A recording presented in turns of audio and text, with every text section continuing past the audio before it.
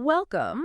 It is really great to have you sitting down with us today. Yeah, I am very glad you are here with us. We've got a lot of fascinating ground to cover. We really do, because we are about to wade into a piece of source material that, well, it has a way of taking fundamental assumptions about the universe and about life. And your own identity, really. Exactly, your identity. It takes all of that and just flips it completely upside down. It does. We're looking at excerpts from a deeply influential and highly debated book from 1995. It is called Conversations with God, Book 1 by Neale Donald Walsch. Right. And it is essentially a profound philosophical framework, Yeah. but it is disguised as a dialogue. Yeah. And I think the origin story of how this dialogue supposedly came to be, well, it is vital context for understanding the raw, uncompromising nature of the ideas inside it. The premise really grabs you. So picture this. It is the spring of 1992. The author is at an absolute rock-bottom low point in his life. He's losing everything. Everything. He is dealing with personal and professional and emotional collapse all at once. He's deeply frustrated. He is angry. And he is just searching for answers in the void. Desperately searching. So late one night, he sits down with a yellow legal pad, and he writes a spiteful, passionate, pleading letter to God. He is basically demanding to know why his life isn't working. Right. What does it take to make life work? And what did he do to deserve such a continuous, unrelenting struggle? And this is the inciting incident of the entire work. He claims that as he was about to toss his pen aside, his hand remained poised over the paper. Held by some invisible force. Yeah, held by a force. And a voice began to dictate answers through his pen. He claims God actually wrote back. It is an incredibly compelling narrative setup. But before we get into the weeds of what those answers actually were, it is crucial that we establish the boundaries for our exploration today. The material we are examining touches upon deeply ingrained religious doctrines and spiritual traditions. Existential beliefs, too. So I want to make it unequivocally clear to you, our listener, that our mission in this deep dive is not to take a side. No, not always. We are not here to endorse this specific theology or to preach it. We are not validating the supernatural origin of the text. Right. Whether you choose to view this as a literal divine dictation or maybe a profound psychological breakthrough from a desperate mind. Or simply a work of philosophical fiction. Our approach remains exactly the same. We are here purely to unpack the paradigm-shifting concepts presented in the text and to stress test them strictly as a philosophical framework. That context is everything. Because whether you are a devout believer in a traditional religion or a strict atheist or somewhere in the spiritual middle, the ideas we're about to discuss are going to challenge your baseline. Completely. We are talking about redefining the mechanics of prayer. Dismantling the concept of a judging deity. Rethinking the purpose of human relationships. And questioning the very reason you are experiencing physical life right now. Okay, let's unpack this. Let's do it. Let's start with the very first question the author asks the pen. He writes, how does God talk and to whom? Because the immediate answer sets the tone for the entire framework. Right. The response is that the divine communicates with everyone constantly, but almost never uses words. Yes, the framework lays out a very specific four-tiered hierarchy of divine communication. And words are actually at the very bottom. Which is wild to think about. It is. At the absolute top, the most common and most profound method of communication is feeling. The text explicitly defines feeling as the language of the soul. The language of the soul. Right. It proposes that if you want to know what your highest truth is regarding any situation, you have to bypass your intellectualizing and look directly at how you are feeling about it. So hidden in your deepest, most unvarnished feelings is your highest truth. Exactly. That feels incredibly counterintuitive to how we are taught to operate in modern society. I mean, we are usually told that feelings are irrational. That they are fleeting and dangerous. Yeah, that we should rely on logic or reason or written rules. But this flips that entirely. It says feeling is the direct pipeline. And right below, feeling on the second tier, is thought. But it doesn't just mean you're running internal monologue of anxieties and grocery lists, right? No, it specifies that in communicating with thought, the divine often relies on images and pictures rather than sentences, the conceptual mind. Okay, so feeling, then thought. And moving down to the third tier, we have experience. Experience is described here as the grand communicator. Meaning what exactly? Meaning, when feelings and thoughts are ignored or misunderstood, experience is the mechanism that forces the understanding into the physical realm. Which brings us to the very bottom of the hierarchy. Words, the fourth tier. The framework argues that words are genuinely the least effective communicator. They are merely utterances, noises and symbols that we have invented to stand in for feelings and thoughts and experiences. And because they are just symbols, they are incredibly vulnerable to misinterpretation. What's fascinating here is how this completely upends thousands of years of human tradition. It points out a massive, almost tragic irony in human history. Right. We have historically placed ultimate importance on the Word of God. Written scriptures, spoken doctrines, ancient texts. While routinely discarding our own direct personal experience of the divine or the profound. I want to linger on that for a second because it's a huge shift in perspective. If you read a sacred text or hear a guru speak and the words contradict what you have deeply felt and experienced in your own life, the societal default is usually to assume you are wrong. Yes, you assume your experience is flawed and the written word is infallible. But this philosophy argues the exact opposite. Words can only ever be an attempt to symbolize what you already know intuitively. But that naturally invites a major problem of discernment. If feelings and thoughts and experiences are the primary channels, how do you differentiate? Right. If you get a sudden, strong feeling to quit your job, how do you know if that is a profound message from the language of your soul, or if it is just your ego or your fatigue or your conditioned anxiety speaking? The framework provides a very rigorous three-part litmus test for exactly that. It claims that a truly divine message is always your highest thought, your clearest word, and your grandest feeling. Anything that falls short of those three benchmarks is from another source, likely your own fear or ego. And it defines those terms with absolute precision. The highest thought always contains joy. The clearest word always contains truth. And the grandest feeling always contains love. Joy, truth, and love. And within this framework, those three elements are interchangeable. One inevitably leads to the other. So if a thought or a feeling is rooted in fear, or if it relies on guilt or demands restriction or punishment, it fails the test. It is simply not from the highest source. I can see how applying that litmus test could radically change how someone makes decisions. But where this gets deeply mechanical and honestly quite mind-bending is how this hierarchy of communication redefines prayer. Yes. I think a lot of people view prayer as a cosmic suggestion box. You ask for a favor, you plead for, help you hope someone is listening. But this philosophy insists that the correct prayer is never ever a prayer of supplication. You should never beg or ask for something. Prayer, it claims, must always be an expression of gratitude. Let's break down the metaphysics of why that is, because it is central to the entire paradigm. It relies on the assertion that human thoughts are literally and fundamentally creative. They are energy that manifests reality. If you pray by saying, please give me a new job, or please heal my illness, you are actually ensuring that you will not get those things. Hold on, that sounds completely backward to anyone who has ever been in a desperate situation. If someone is deeply sick and they pray for healing, how does that framework justify the idea that they are making it worse? It comes down to what the framework calls the sponsoring thought. The thought behind the thought. Exactly. It is the foundational belief that drives the utterance. When you say, please give me a new job, the sponsoring thought, the absolute unwavering belief behind those words, is a declaration that you do not currently have a job. You are putting the creative energy of lack into the universe. Ah, I see. Because your thought is creative energy, the universe or the divine doesn't respond to the words you are saying. It responds to the belief you are holding. So if your belief is, I lack a job, the universe says, yes, you do. And it provides you with the continuous, ongoing physical experience of wanting a job. You are literally using your creative power to manifest the state of lacking the very thing you are begging for. Precisely. The universe acts as a flawless mirror. It can only reflect back to you what you hold as your deepest truth.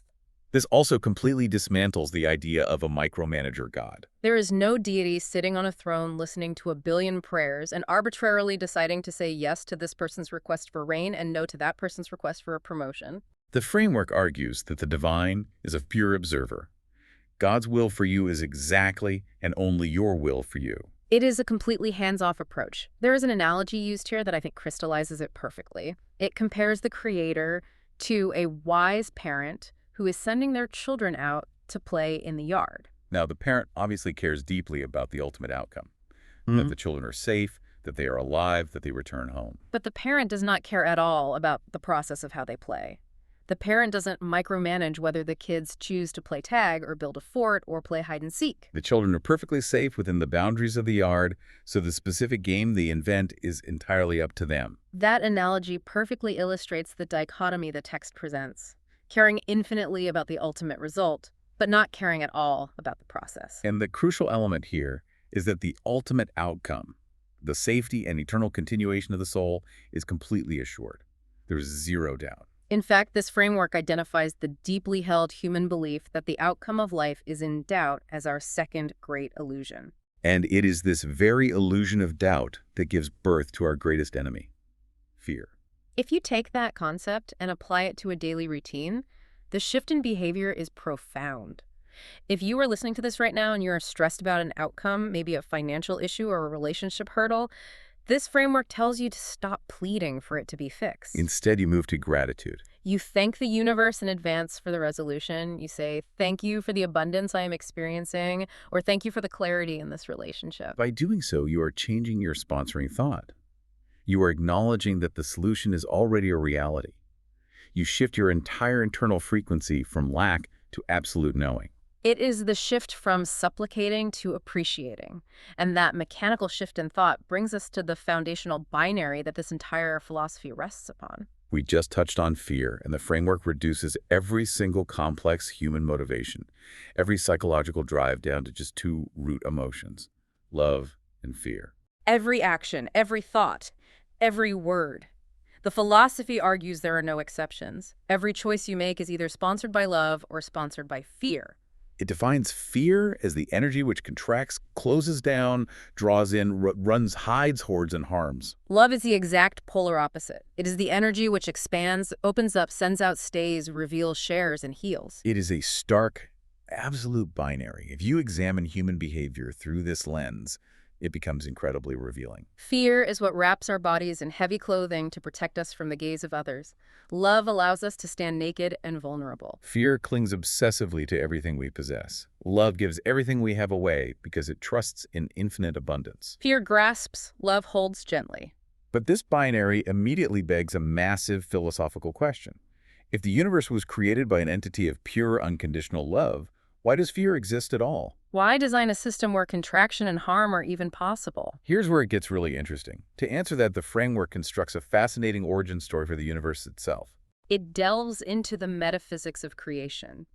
It proposes that before the physical universe, before stars, planets, time, or space existed, there was only all that is. Pure, absolute, infinite existence. But all that is had a unique problem. It knew it was magnificent. It knew it was perfect love. But it only knew this conceptually. It could not know it experientially. Well, let's unpack the difference between conceptual knowing and experiential knowing, because it's the linchpin of this philosophy. For a concept to be experienced in any meaningful way, you require a point of reference.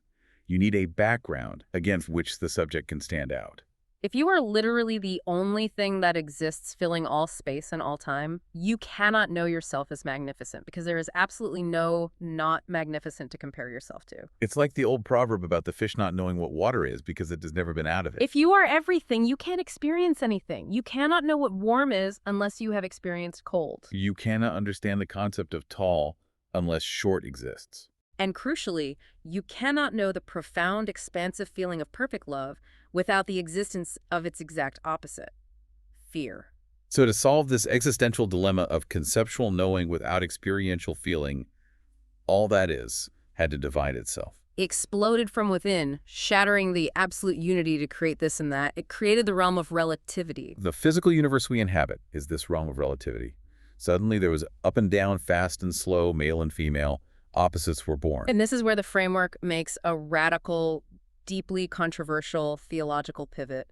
Traditional mythologies almost universally frame the introduction of duality as a cosmic catastrophe. We have the fall of Adam and Eve, the opening of Pandora's box, the rebellion of fallen angels. We view the introduction of darkness and fear into the world as a tragedy that we are trying to recover from. But this framework argues that the creation of duality, the introduction of the opposite, was actually the creator's greatest gift. It reframes the existence of fear and suffering not as a cosmic mistake, but as an architectural necessity of the relative world. If you want to experience yourself as a deeply forgiving person, You cannot simply sit in a void and hold the concept of forgiveness in your mind.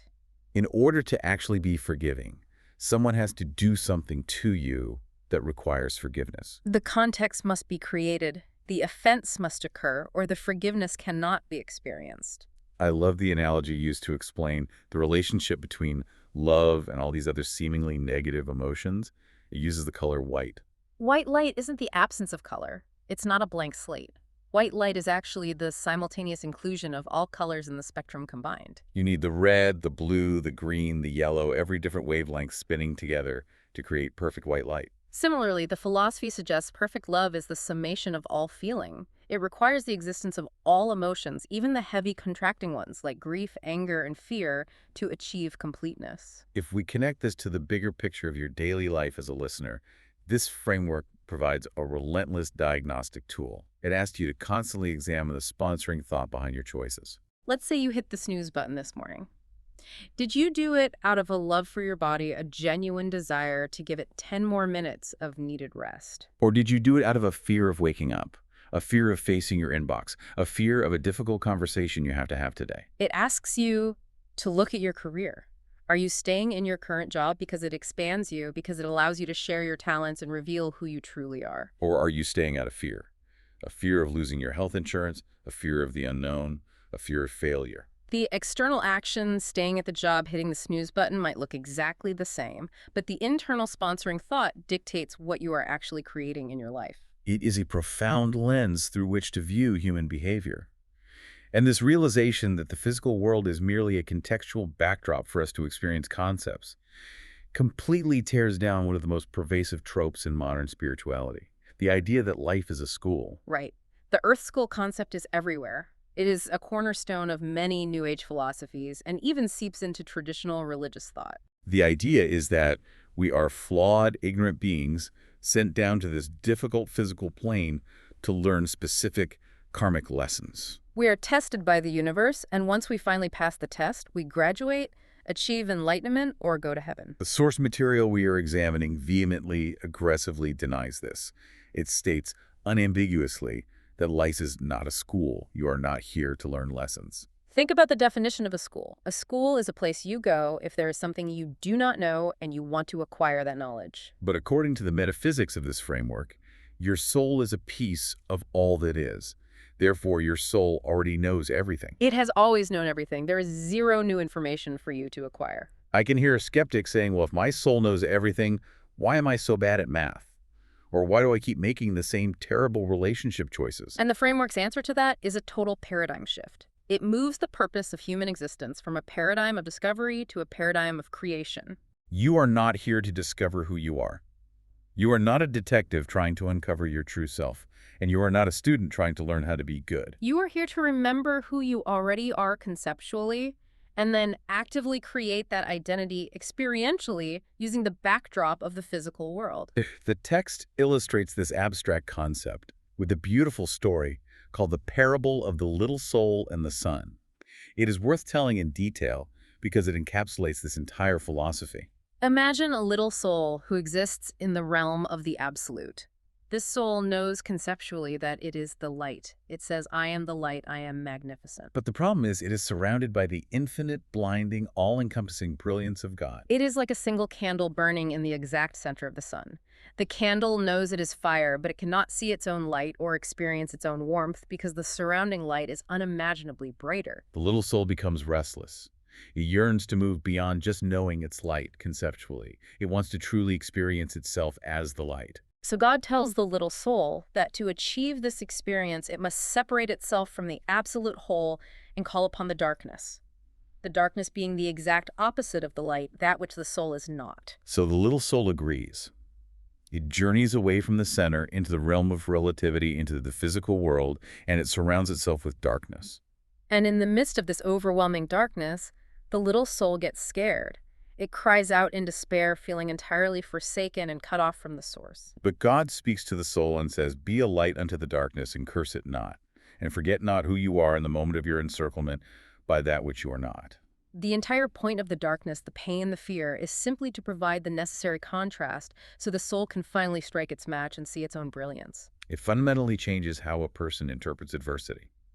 The framework suggests a triune nature of reality to explain this process: knowing, experiencing, and being. It maps these onto traditional religious concepts. God the Father is knowing the absolute conceptual realm. God the Son is experiencing the physical realm of relativity, acting it out. And God the Holy Spirit is being the ultimate state of bliss that only arrives when you successfully combine the knowing and the experiencing.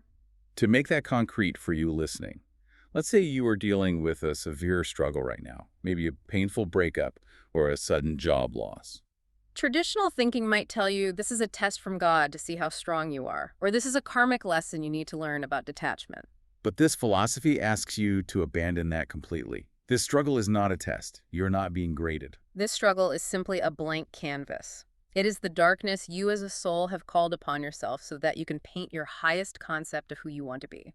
It is an opportunity you created to experience yourself as resilient or as forgiving or as courageous. The psychological implication of this is massive. It entirely removes the concept of victimhood from the human experience. If life isn't happening to you, but rather you are calling upon circumstances to provide context for your own self-realization, then there are no true victims and no true villains in the cosmic sense.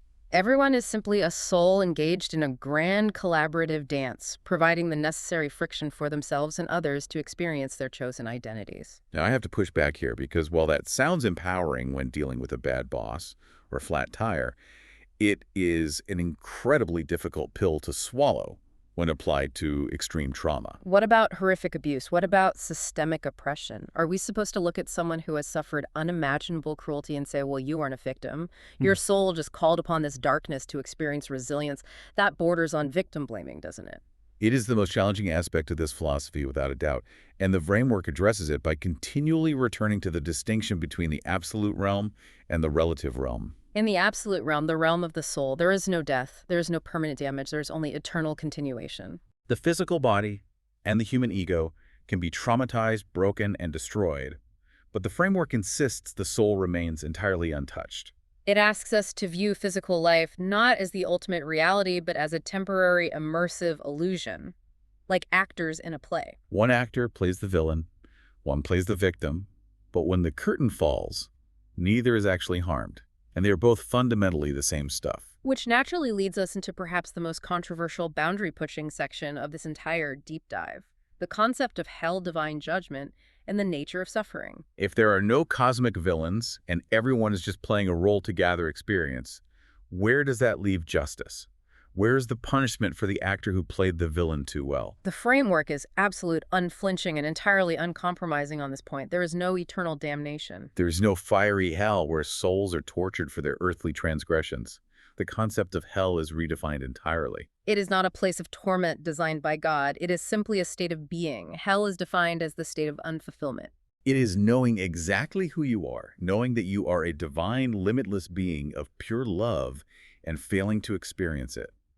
It is the profound internal dissonance of being less than your true self. And a key detail here is that this state of unfulfillment, this hell, is entirely self-imposed and it is never, ever eternal. A soul can remain in that state for as long as it chooses, but the moment it chooses to reach for its highest thought, it moves out of it. The framework insists that God does not judge, God does not command, and God certainly does not punish. It argues that the entire concept of a punitive, vengeful, judging God is a massive human projection. We have taken the flaws of conditional human love, specifically the model of conditional parental love, and we have projected it onto the cosmos. We know that a human parent might withdraw affection, give the silent treatment, or actively punish a child for misbehaving or disobeying rules. So we assume the creator of the universe must operate the same way, just on a grander, more terrifying scale. But the philosophy counters that logic completely. It says that a supreme being, an entity that is literally all that is, lacks absolutely nothing and needs absolutely nothing. If you are everything, nothing can be taken from you.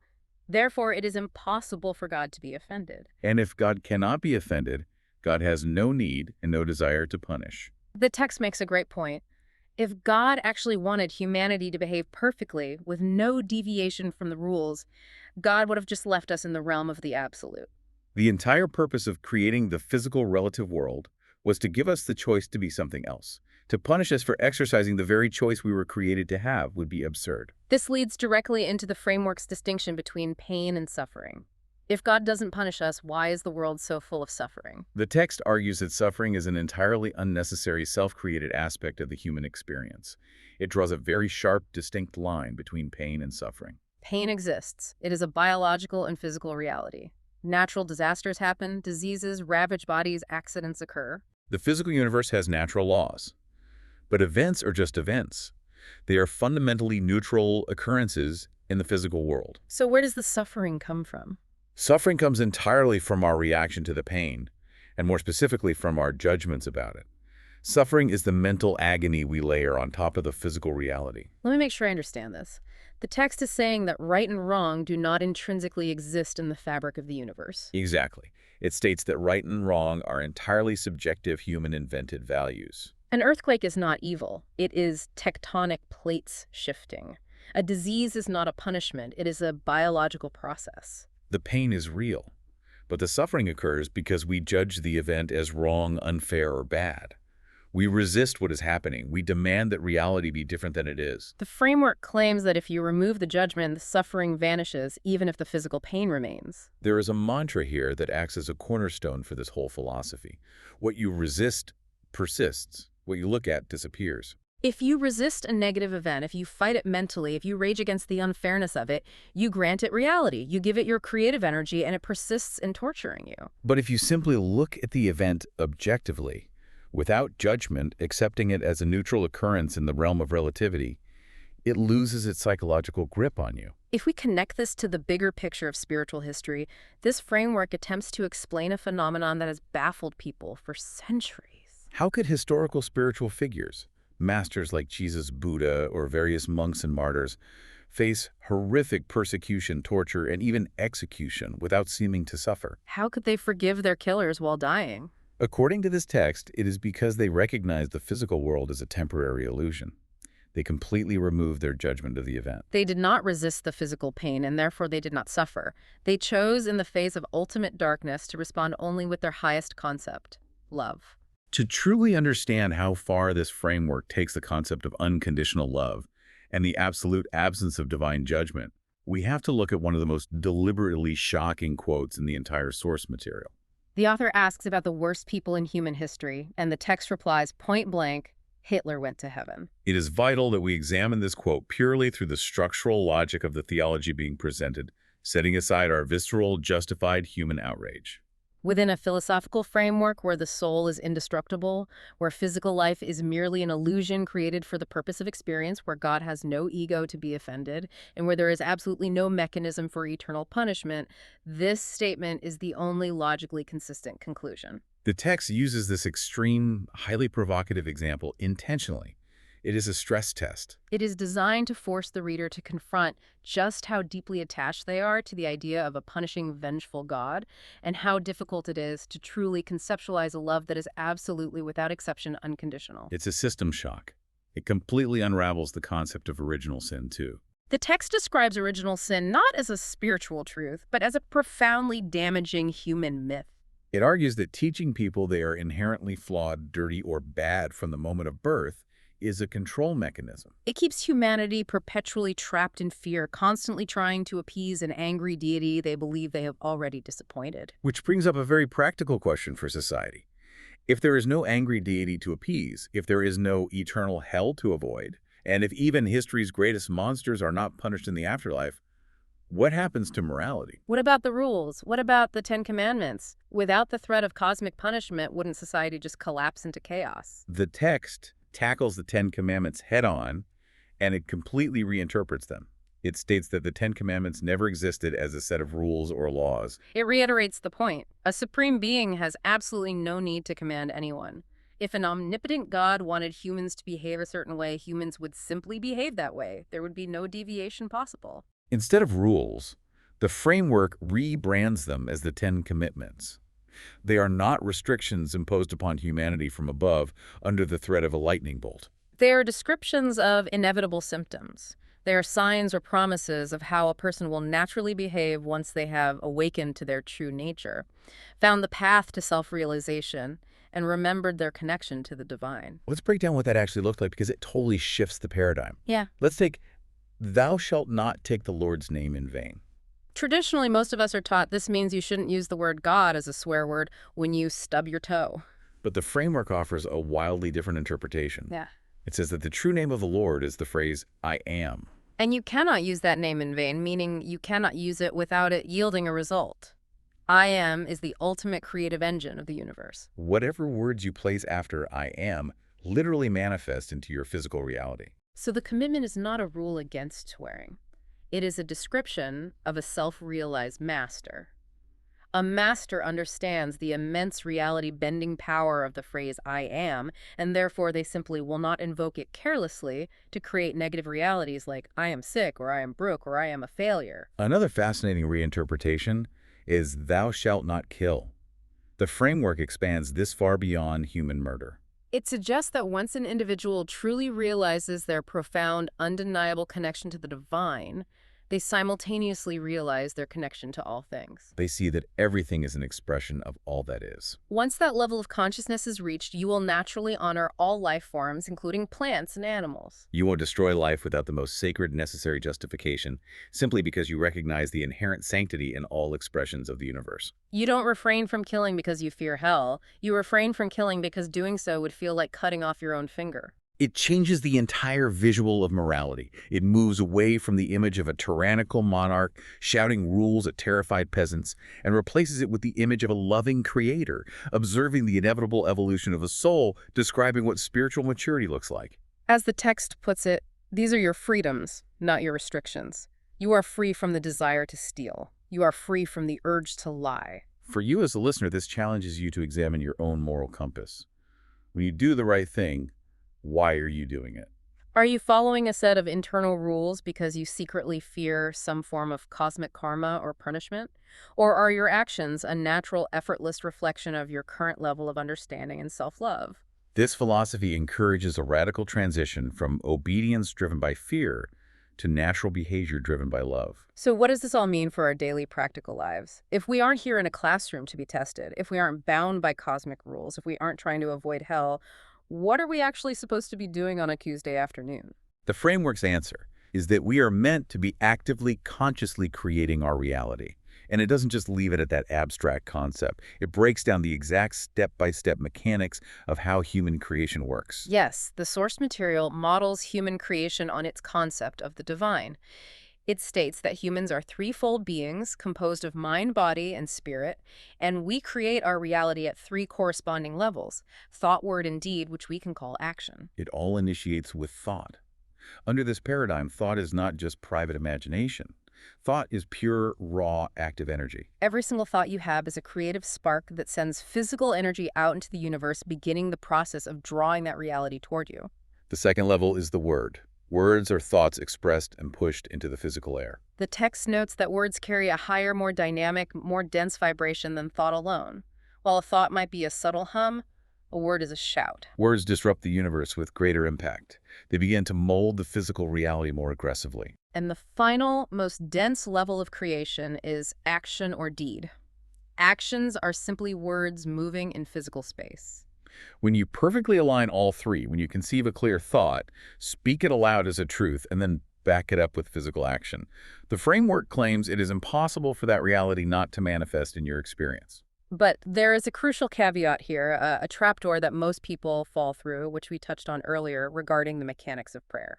The text insists that the process of creation cannot just be a mechanical exercise. It must be fueled by absolute belief or knowing. You cannot think a thought, speak a word, and take an action if deep down your sponsoring thought is one of doubt.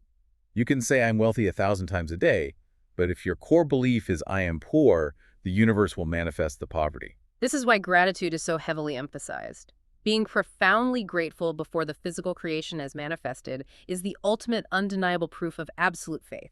It aligns the sponsoring thought with the desired outcome. The text actually offers a very practical, albeit incredibly difficult, guide on how to get your life to take off using this three-step system. It demands that you rigorously, relentlessly monitor your thoughts. It is a call for extreme conscious living. Most of us live unconsciously. We let our minds wander. We react emotionally to the news, to our commute, to minor annoyances. This framework says that when you catch yourself thinking a negative thought, a thought that negates your highest idea about yourself or your reality, you must literally stop intervening in your own mind and tell yourself to think again. This requires a level of mental discipline that borders on the monastic. It means taking absolute responsibility for every frequency you emit. If you look at your bank account and you feel broke and your automatic thought is, I'll never get out of this debt, you have to recognize that in that exact second, you are using your divine creative power to ensure you stay in debt. You have to actively intervene and choose a new thought. Abundance is flowing to me. Now I can immediately hear the criticism of this. This sounds dangerously close to toxic positivity. Are we just supposed to lie to ourselves? If my arm is broken, do I just walk around saying my arm is perfect? The author actually pushes back on this in the text, asking if we are supposed to just ignore our problems and pretend we aren't sick or broke. And the response from the source is a joke. It's a very revealing joke about how our internal narratives shape our experiential reality. Right, so the joke goes, 3 guys die and go to hell. A Catholic, a Jew, and a New Ager. The devil is doing his rounds, checking on the torment. He goes to the Catholic, who was roasting in the flames, and asks how he's enjoying the heat.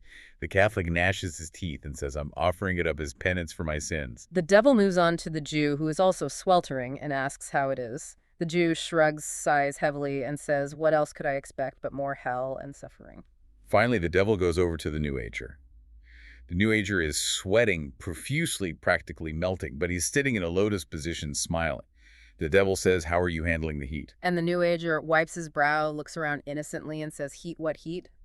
It's a humorous way to address the exact danger you mentioned, the trap of simple denial. The philosophy clarifies that it is absolutely not advocating for ignoring a physical problem or lying about the facts of your reality. If your bank account is empty, it is empty. If your arm is broken, it is broken. But is your thought about the circumstance, this is a disaster, I am a failure, my life is over, that dictates your experience of suffering? It is your words, I don't have a dime, I'm ruined, that lock that reality into place and prevent the solution from manifesting. Exactly. The text advises you to notice the physical circumstance objectively. Acknowledge it without layering judgment on top of it. Say, the bank account is currently at 0. And then immediately declare your highest truth about the situation. Move your creative energy toward the solution.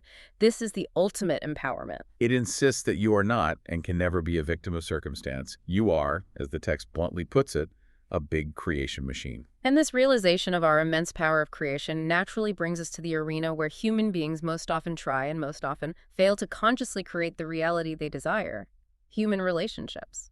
The source material offers a radical, deeply uncomfortable redefinition of the entire purpose of interpersonal relationships. This might be the single most counterintuitive, paradigm-shattering part of this entire deep dive. We are raised on a very specific diet of romantic ideals. We are told to look for our other half.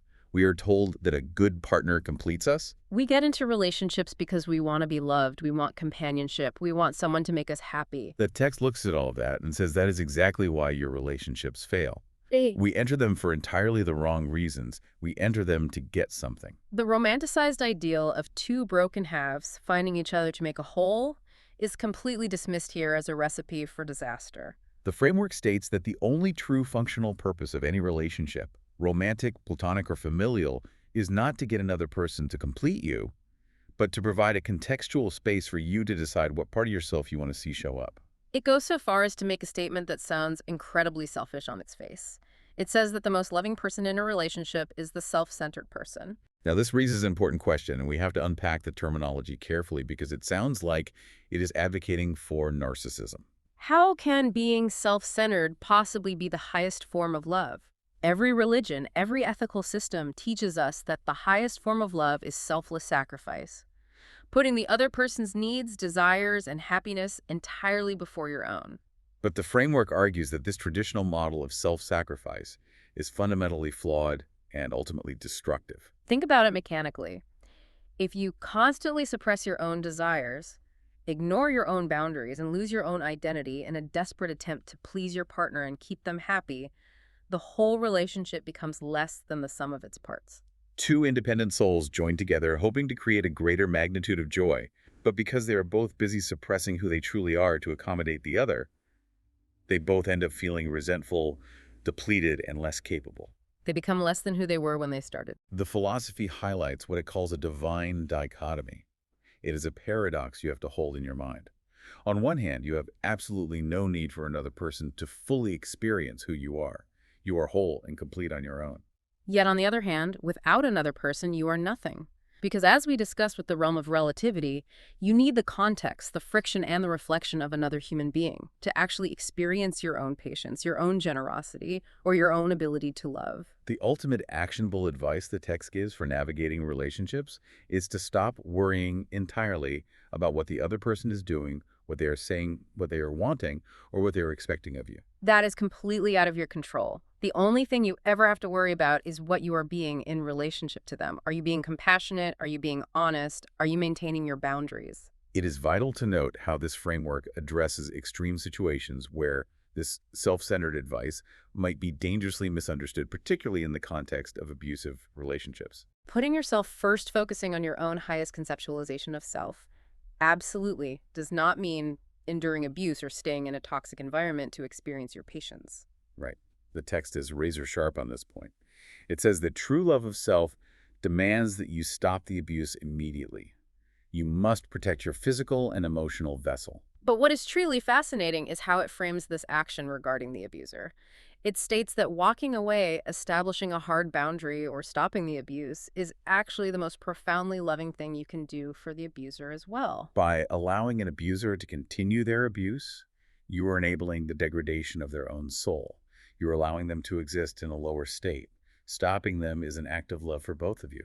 The guiding question the text offers for navigating every crisis, every argument, every critical juncture in a relationship is incredibly simple but impossibly demanding. What would love do now? And the massive paradigm shift is that you must apply that question to love for the self, just as rigorously as you apply it to love for the other. Sometimes the most loving thing you can do for your partner is to compromise. But sometimes the most loving thing you can do for yourself, and ultimately for the truth of the relationship, is to walk away. It requires a profound, almost exhausting level of moment-to-moment mindfulness. It means maintaining total, unflinching honesty about your feelings. You have to honor your negative feelings. If your partner does something that hurts you, you don't pretend it didn't happen to keep the peace. You acknowledge the anger or the hurt. But, and this is the key, you don't necessarily act out of that anger in a destructive way. You recognize the feeling as a valid experience in the relative world, but you do not let that temporary feeling dictate your ultimate choice of who you want to be. You process the anger and then you ask, what would love do now? It is about using the unavoidable friction of human relationships not as a tool to mold the other person into your ideal fantasy, but as a chisel to carefully chip away the parts of your own reactions and your own ego that do not align with your highest vision of yourself. This has been an incredibly dense, challenging, and mind-expanding journey through a truly unique philosophical framework. We have covered a massive amount of conceptual ground. To synthesize all of this for you, the listener, the ultimate takeaway from this material is a radical demand. It demands that you shift from being a passive, complaining observer of your life to becoming an active, conscious, deliberate creator. According to this paradigm, life isn't a series of random events happening to you. Life is a continuous stream of creative energy happening through you. You are not a student trapped in a cosmic school trying to learn difficult karmic lessons. You are not a sinner trying to navigate arbitrary rules to avoid eternal suffering. You are a piece of the divine, operating a biological creation machine here to passionately construct and experience your highest vision of yourself, utilizing every single thought, word, and action. It is a philosophy that offers zero excuses. It demands radical personal responsibility, absolute spiritual autonomy, and the courage to view every hardship not as a punishment, but as a self-created opportunity for evolution. I want to leave you with one final, deeply provocative thought, inspired by the far edges of this source material. We touched on the mechanics of creation, but the text also mentions briefly that time itself is an illusion. It suggests that past, present, and future do not happen in a linear sequence, but rather they all exist simultaneously in the realm of the absolute. Now, if we combine these concepts, if all thoughts are pure creative energy that literally manifests reality, and if time is merely a human construct functioning all at once. Because changing your sponsoring thought from fear to love right now in this exact moment literally rewrite your past and alter your future simultaneously. It is a staggering concept to try and wrap the human mind around. It truly is. If the present moment of creation is the only thing that actually exists, then healing your present thought might send ripples in both directions across the illusion of time. Something for you to mull over the next time you catch yourself acting out of fear.